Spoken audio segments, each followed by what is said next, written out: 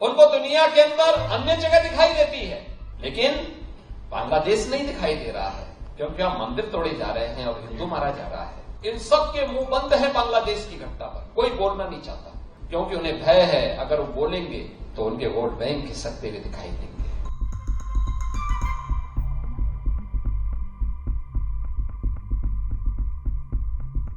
विभाजनकारी उन ताकतों को बेनकाब करना होगा जो केवल अपना उल्लू सीधा करने के लिए समाज को बांटना चाहती है, तमाम वादों के आधार पर बांटना चाहती है।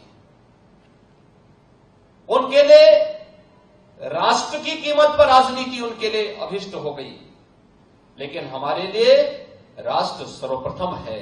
राष्ट्र की कीमत पर कोई राजनीति नहीं हो सकती। हमें चुनना होगा, पहले राष्ट्र को चुनेंगे, उसके लिए किसी भी प्रकार के बलिदान देने के लिए तैयार होंगे, लेकिन उसकी कीमत पर कोई राजनीति स्वीकार्य नहीं है। लेकिन आज जिस प्रकार के दृश्य दिखाई दे रहे हैं, जिस प्रकार की बातें हो रही हैं, जिस प्रकार की चीजें चल रही हैं, आपने देखा होगा इन सब के मुंह बंद है बांग्लादेश की घटना पर, कोई बोलना नहीं चाहता, क्योंकि उन्हें भय है अगर वो बोलेंगे तो उनके वोट बैंक खिसकते हुए दिखाई देंगे।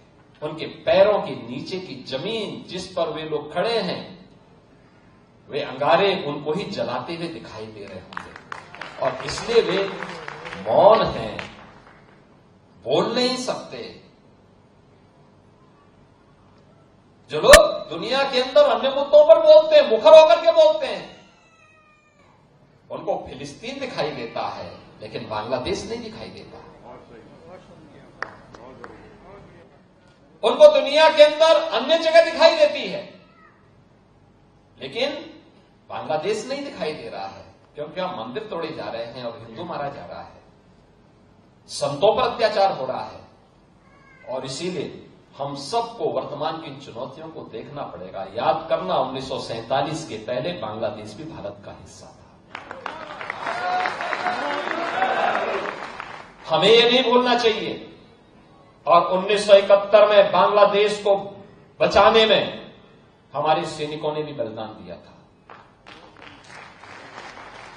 हजारों सैनिकों ने बलिदान दिया था। पाकिस्तान को मुंह की खानी पड़ी थी। पाकिस्तान के 95,000 से अधिक सैनिकों को भारत के बहादुर जवानों के सामने समर्पण करना पड़ा था। और विश्व के इतिहास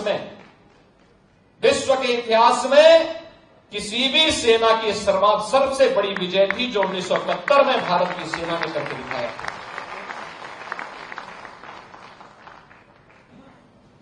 इसलिए हम सबको वर्तमान में अपने आप को उसके लिए तैयार करना होगा, देखना होगा। यह देश रहना चाहिए, सनातन धर्म हर हाल में रहना चाहिए, हमारी विरासत का हर हाल में संरक्षण होना चाहिए, और उसी विरासत के संरक्षण की दिशा से ये विकास के कार्य उसके साथ जोड़े जा रहे हैं, उसको आगे बढ़ाने का काम हो रहा है।